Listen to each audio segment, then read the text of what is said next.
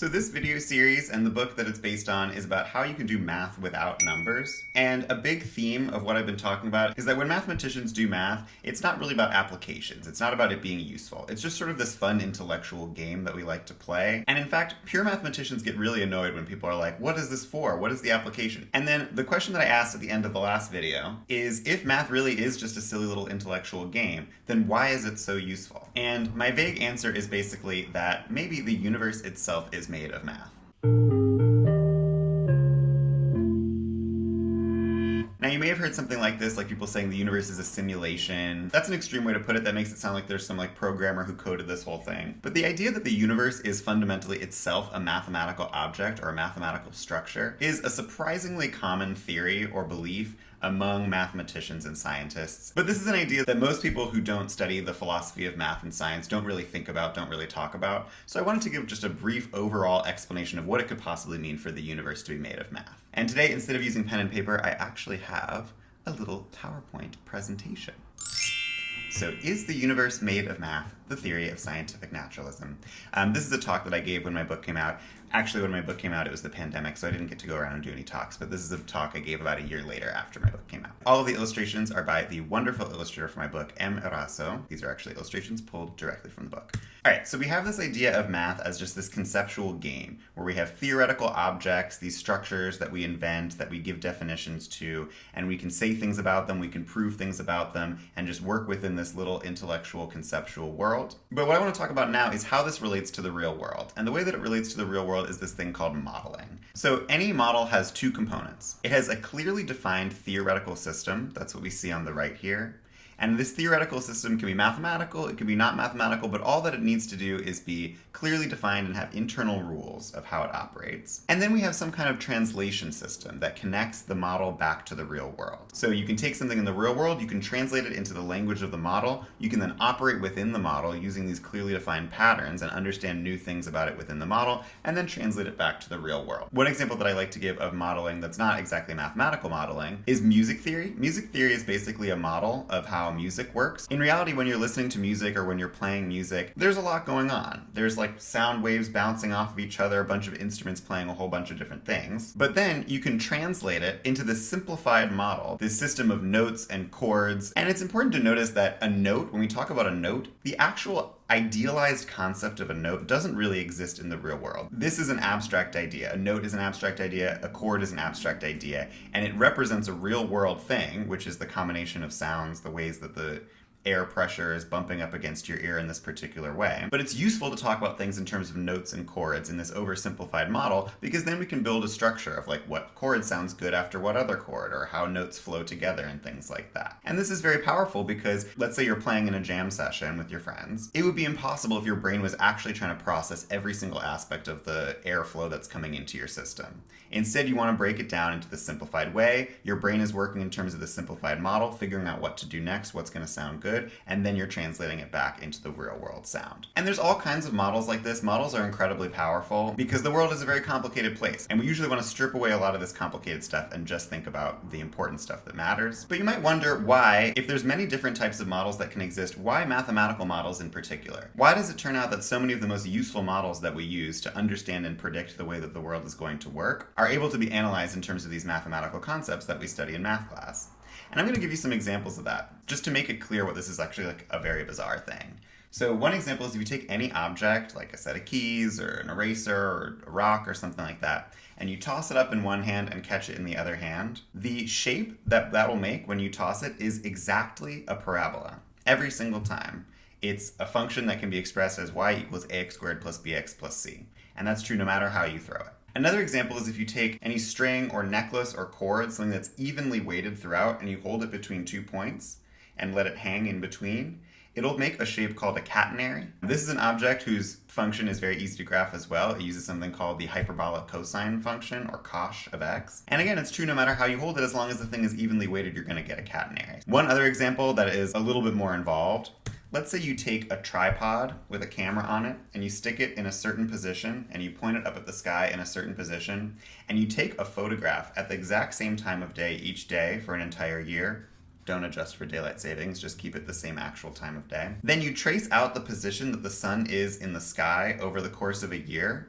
it will trace out this mathematical shape called an analemma. And once again, this can be defined explicitly in terms of mathematical functions. I'm not going to give the exact function because this one's actually much more complicated than the other two. But the point I'm trying to make is that these very precise mathematical functions that seem like they should only exist in math class or on a graphing calculator just pop up in the real world all the time, which is quite bizarre and kind of demands a further explanation for why that's happening. Sometimes you have a way of explaining a system mathematically that shows up in several different places that seem like they should be extremely different, but then have the same exact underlying structure. So one example is when you're studying gravity, like in physics class. To understand the strength of the force of gravity between two objects, what you do is you take the mass of one object and the mass of the other object, multiply them together, and then divide by the distance squared. Pretty simple formula, pretty easy to use. What's weird about this is that this is actually the exact same formula that you use to understand the force of electromagnetic attraction between two objects. Is you take the two objects, you take the electric charge of one, the electric charge of the other, multiply those together, and then divide it by the distance squared. Same exact formula. Even weirder is this formula from economics, which says that if you're trying to estimate the amount of international trade between two countries, you take the GDP of one, multiply it by the GDP of the other, and divide it by the distance squared. Of course, for an example like this that involves humans, it's going to be much more rough, and you're going to have to make adjustments based on a bunch of things, such as the political situation between the countries, the ease of transportation and travel between the two countries, and etc. This is still a good rough approximation. Why should this exact same pattern show up in these very different scenarios? A third and final example that I'll give here is just one of the most common patterns that shows up in so many places that I'm only going to give like 5 or 6 examples, but it's really just everywhere, and that's something called simple harmonic motion. So it's called harmonic because if you pluck a string, like on a guitar or just any kind of string that's taut at two edges, the shape that the string makes as it's vibrating is this pattern. This drawing, obviously, it's zoomed in a little bit, but that's the rough shape of it, this kind of like wavy pattern like that. Believe it or not, this is the same shape that you get if you make a graph of the length of a day over the course of a year. So we all know that the day is longer in the summer, shorter in the winter, but the exact way that it goes up and down is the same exact curvy shape that sort of smoothly goes up and down in this particular pattern. Another example is, let's say you get on a Ferris wheel, or really just any circular motion like this, and all you care about is the height that you're at any given time. Well, think about what happens as the circle rotates. At the very beginning, you're moving kind of slowly up. Then as you get to the side of the circle, you're moving much faster. Then once you get to the top, you're slowing down again. Then as you go down, it goes much faster. And if you trace out your position, your vertical position over time, it makes this exact same shape, this sort of sine curve shape. That's sine and cosine are the functions you use to analyze this mathematically. If you track the tides, high tide and low tide, it's the exact same shape. It does this exact same pattern. And if you take a mass attached to a spring and just let it dangle, the way that it'll bounce up and down over time makes this exact same sine curve shape. These are all examples of simple harmonic motion, and it really begs the question of why so many things should just have the same underlying mathematical structure, when it's not obvious at all what these things have in common. I like this quote. This is from a paper that I think I mentioned in the last video, which is about the unreasonable effectiveness of mathematics. And the quote says, "The appropriateness of the language of mathematics for the formulation of the laws of physics is a wonderful gift which we neither understand nor deserve." Here's the theory which could potentially explain why math is so useful in understanding the real world. The universe itself is made of math? This sounds like a ridiculous concept to a lot of people. If you think about math as just like, y equals mx plus b, or the stuff that you learn in school, it's hard to imagine that the actual concrete universe around you is made of math as well. So I'm going to try to give an explanation of how it's possible that a universe could be made of math. And so I'm going to give an extremely simple example first of a very, very basic universe, not one that's nearly as complicated as the actual universe we live in. We're going to start with a grid. Each cell in this grid has 2 possible states. It can be on or off. And there are 3 rules to determine how time proceeds. So time is going to happen in individual steps. It's not a continuous stream of time. It's like time 1, time 2, time 3. It just goes forward like that. To determine whether a cell is going to be on or off in the next time step, you look at its 8 immediate neighbors, including adjacent and diagonal. In this time step, an off cell will turn on if it has exactly 3 on neighbors. A cell will turn off if it has less than 2 neighbors. So if there's only 0 or 1 neighbor, that cell will turn off. And if it's overcrowded, if it has 4 or more neighbors turned on, it'll also turn off. So those are 3 rules, and from that you can determine exactly what's going to happen next from any given scenario. Here are a couple examples of what happens with different starting setups. And it actually, even though the rules of this are very simple, you end up with some pretty interesting patterns. So starting with this one on the upper left, a lot of times what'll happen is you'll let it go forward and then everything will just die out. and then you have no cells left. That's not so interesting, but at least you can see how this works. Another example, this one on the bottom left, you let time go forward, time step 2, time step 3, time step 4, and it'll settle into this stable state right here. And you see this will stay here forever because each of these cells that's turned on has either 2 or 3 on neighbors, which means it won't die, it won't turn off. And all of the cells that are turned off, none of them have exactly 3 neighbors, so none of them will ever turn on. And so we're just stuck with this stable state for the rest of all time. Here's another example of a different kind of thing that can happen. As this one goes forward, you actually end up in this state where things are blinking back and forth like this. And the video stopped, but this will go on forever. It'll go back and forth between these two states indefinitely for all the rest of time. So already you can see we're getting some kind of interesting emergent behavior from very simple rules. The next example I'll give here, this one's called a glider, and you'll see why when I press play, which is as time goes forward, it starts to move diagonally down and to the right, repeating its same pattern. So after 4 steps, you have the exact same shape, but it's shifted over. And so instead of thinking of these as like individual cells turning on and off, you can start to analyze these as structures, as like objects like this glider that have their own sort of patterns of behavior. Now, one more example that I want to give is this one called the F pentomino, because this very simple shape containing only 5 live cells, well, look what happens when we press play. So it starts out just doing kind of weird stuff. I think at some point I'm going to speed up the simulation here. Here we go. And this is all just from those 3 basic rules. We get this really chaotic behavior. Here, I zoomed out. So you're throwing off all these gliders that start shooting off into the distance, and it's still going. I'm pretty sure that this initial setup with those 5 cells takes over 1,000 steps before it finally settles down. And so the reason I like this is just it's an example of how very basic mathematical rules can lead to structures like this that seem very chaotic and unpredictable. If you were just observing something like this, you might not understand the basic core mathematical rules at the very bottom. You would just see these weird patterns and you wouldn't really know where they come from. Now, that was one particular cellular automaton. That's the most famous one, called Conway's Game of Life. But you can make up your own alternate rules. Those 3 rules that we picked, they're just kind of arbitrary rules. You know, they work for a particular purpose. They lead to some interesting situations like the ones I showed you. But there's a bunch of websites online where you can make up your own rules. This one on the left, I think I just was like toying with the sliders a little bit to try to make my own rules. And this is one that's kind of fun because it creates a big bang. Like you can start with just a single dot and then look what happens when you press play. You get this like ever expanding universe of patterns. And this one's maybe not so realistic in terms of the real world because I don't think it ever creates like stable structures. You just kind of have this beautiful shaking pattern like this. Actually, there's some stable structures in there. But it's just an example of how you can start with very basic rules and lead to all kinds of chaos. This one over here on the right shows you can make whatever rules you want. It doesn't even have to be on a square grid. This is an example on a hexagon, on a hexagonal grid. Again, starting with a very simple setup, you get this very chaotic behavior, and I think it keeps growing and growing. You also don't have to have only 2 possible states of the system. You can have like different colors or different things like that. You can also, this is my favorite one. This one's really crazy. This one's called Smooth Life. Whichever math researchers came up with this particular set of rules did a really good job because when you press play, this thing really just looks like something going on in a petri dish. This one is a continuous system. Instead of having the world be broken up into discrete square cells, you have a continuous world where every point is either on or off.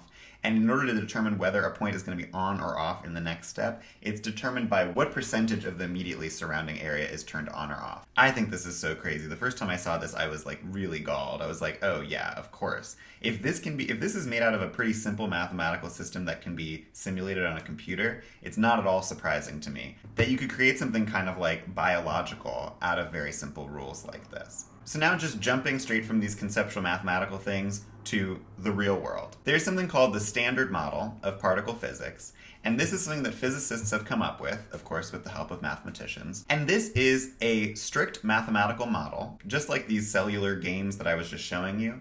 This one's a little bit more complicated, okay, a lot more complicated than the ones I was showing you. Instead of having just two possible states, you have a larger set of fundamental particles, fermions and bosons. You've got quarks, you've got leptons like electrons. You don't need to know the details. I just want to sort of make it plausible that you could have a world made out of math. So instead of saying, okay, whether a cell is turned on or off is determined by the immediately surrounding area, these are the fundamental particle interactions. It shows you the possible interactions that can happen. And determining what happens next comes out of applying these through a mathematical system. It involves some kind of complicated math. There's some integration involved. If you were to study physics in college, they would teach you how to do this. So you're just going to take my word for it because I'm obviously not going to show you all the derivations. But here's what would happen if, let's say, you just took a whole bunch of particles, scattered them around the universe, and pressed play on the simulation. So the very first thing that would happen is you would start to see simple structures form. These are kind of like the glider that we saw in the Conway's Game of Life example. Basically, all of the quarks would very quickly combine into clumps of 3. You never see a quark by itself. You never see a quark in pairs of 2. They immediately clump into 3s. And that's such a common structure that you might as well give it a name, and you can name it something like a proton. A proton is not a new type of object. It doesn't have its own fundamental laws of behavior or anything like that. It's just an emergent structure that comes out naturally when you press play and see what happens from any initial setup like this. And now these protons also interact with each other. They sometimes form bigger clumps than 3, clumps of 3, 6, 9, etc. like this. And then the electrons start to orbit them. And all of this, again, just happens naturally when you press play on this simulation. And you end up with structures like this. You might as well name these, and you might as well call them atoms. If you speed up the simulation and let things go, and you zoom out and you see what's happening, you have even more higher level structures forming from this. And it all happens naturally. Each higher level structure that forms is nothing magic. It's just a statistical regularity in the patterns of behavior of the lower level structures. So you end up with a structure like this. H2O, which you might give a new name to because it shows up so much, and you might call it water. Again, water means nothing more than just one particular stable structure in the behaviors of these fundamental particles. And now I'm not going to walk through every single step in the process because there's just so many different fields of science that are represented here. But you can see where this is going, right? So starting with our basic fundamental particles of fermions and bosons, the behaviors of these objects have a tendency to form stable structures called atoms. They have a tendency to form superstructures called molecules. And we can keep going. Molecules in a particular context, and this gets into stuff about the origin of life and how biological systems form, which is beyond the scope of this particular video, but I would love to talk about at another time. Molecules can form structures, organic macromolecules. So these are giant combinations of molecules. These are things like fats, proteins, lipids, RNA, etc. These macromolecules are combined into even larger structures called organelles, which are formed into objects called cells, which combine into larger structures called organs, which are combined into larger structures called organisms. Like me, I'm an organism. And you actually don't even have to stop there. If you think about the behaviors of organisms, at this point, it's not as predictable as like those little gliders where it just moves in a very exact, predictable way. But organisms still have patterns of behavior. At this point, it's a little bit more statistical patterns of behavior. There's some randomness involved. Unless you know the exact position of every single particle in my body, you can't exactly predict what I'm going to do next, but there are some regularities to it. And the statistical regularities in the behaviors of organisms and the ways that we interact with each other create stable structures called social groups and institutions. And you don't have to stop there. You could say social groups and institutions interact with each other to form things called classes or tribes. Now we're getting into the study of sociology or economics. And these even combine and interact with each other to form societies. And basically, there's an argument to be made that you can find pretty much any subject that involves trying to understand some aspect of the real world exists somewhere on this hierarchy of emergent phenomena. Now, I've drawn this very particular, simplified ladder going directly up, but of course there are actually many ways to combine objects into superstructures, and there are many branches of this tree. So for example, atoms don't just form molecules, they also form clouds of gas that are not combined into complex molecules. And molecules, of course, are not only found in biological systems making organic molecules and organelles, they can also be found in minerals and geological structures, creating rocks and all of the non-living things that you see around you.